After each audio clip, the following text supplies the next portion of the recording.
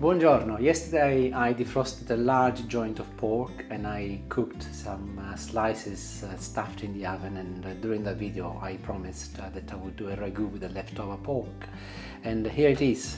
Today I will be doing a ragu, and it will be a pasta, Sicilian based, and I have to say pork is one of those amazing animals, very versatile. Specifically, it's cheaper, the meat is cheaper, but the shoulder is even cheaper, and what I like about it is the fact that you can be selective on how much fat you want, and I already removed some and I'm gonna keep all of these, and it does releases the most amazing flavors.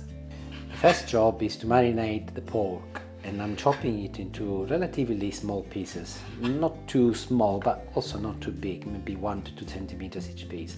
Also, you'll have noticed that I have used a different board. I always do, if I'm doing pork or chicken, I always use a different board rather than my wooden one. It washes easier, and clearly the dangers attached to pork and chicken are different to other meats, and it's always good not to cross-contaminate. I'll place it inside the bowl. My marinade will consist of 3 ingredients. The first one is going to be garlic. I'm going to crush it with a knife and chop it into little pieces and add it to the pork. I've also got a sprig of rosemary, which I've just picked from the garden, and it smells absolutely lovely. Again, this is another one of my favorite herbs, and it does actually marry really well with pork and also with chicken. Rosemary, it's absolutely spot on.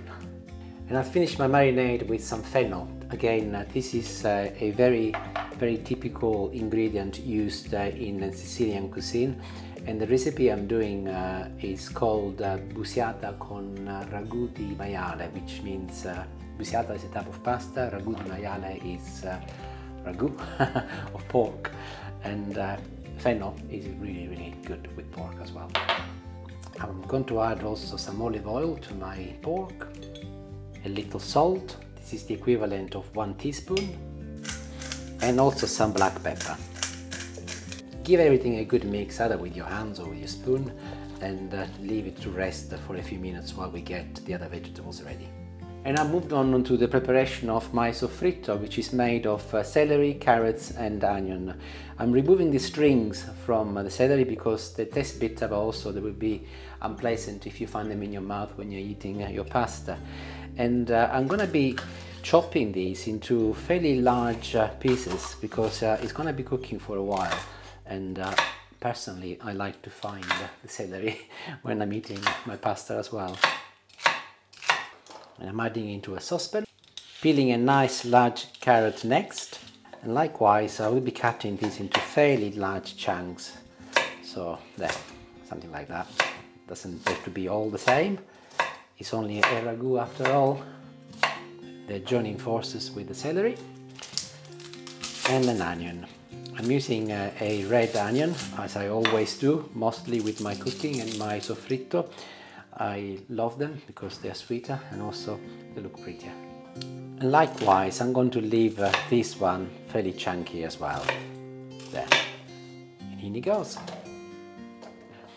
I've made myself a nice little base of vegetables. I'm now going to be adding my meat on top of the vegetables, but I will not mix it initially. I'll just leave it on top. And as it is, I'm going to be popping it on the hob for 5 to 6 minutes. I want the lovely flavor from all of the vegetables to go through the pork, and then we can mix it after. See you in about 5 minutes. Great, 5 minutes have gone by, and this is when I'm going to be mixing all of my ingredients together now. And even if not cooked, there is already a very pleasant smell in the house. My next ingredient is tomato, and what I'm going to be using is a combination of passata, which is already in here, and also I will be using a tin of chopped tomato, so there will be 2 types of tomatoes going in. And that is a good time to add it to the meat.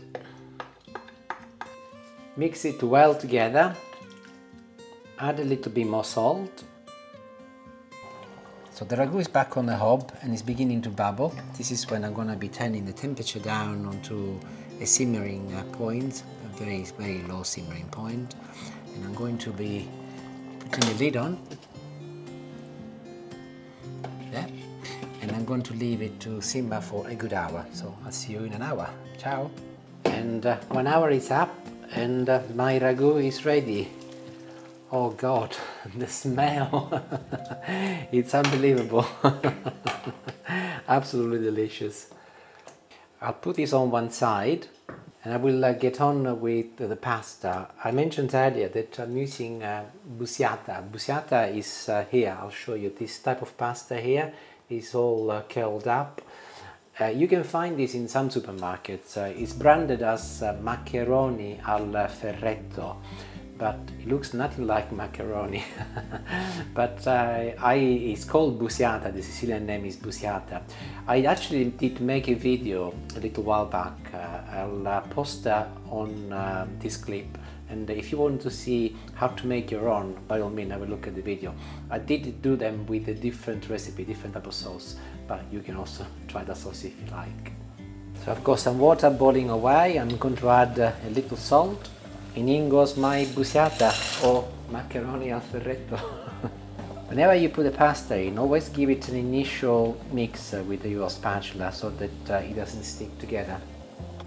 While I wait for the pasta to cook, I wanted to say, if you've subscribed to my channel, there is a little bell which you can click, and whenever a new video is released, you will be notified immediately, so you get the opportunity to watch it as soon as it's out, if you want to.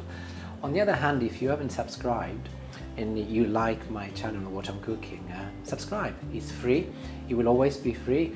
And if you take a look at the channel, it's packed with Sicilian recipes. It's mostly dedicated to Sicily, and all sorts, vegetarian, chicken and so on, but also the few old Italian one. And see what you think. Look forward to seeing you there. Thanks.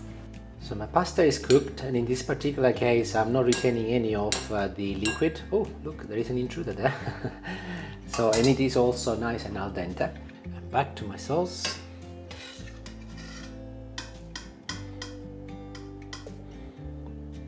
I will be adding a couple of ladles. Perfect. As with a lot of my pasta dishes, I feel compelled to add a little basil. And I'm not going to be adding any cheese to this because I think it's disrespectful towards the pork. It is so tasty as it is, which doesn't need any cheese.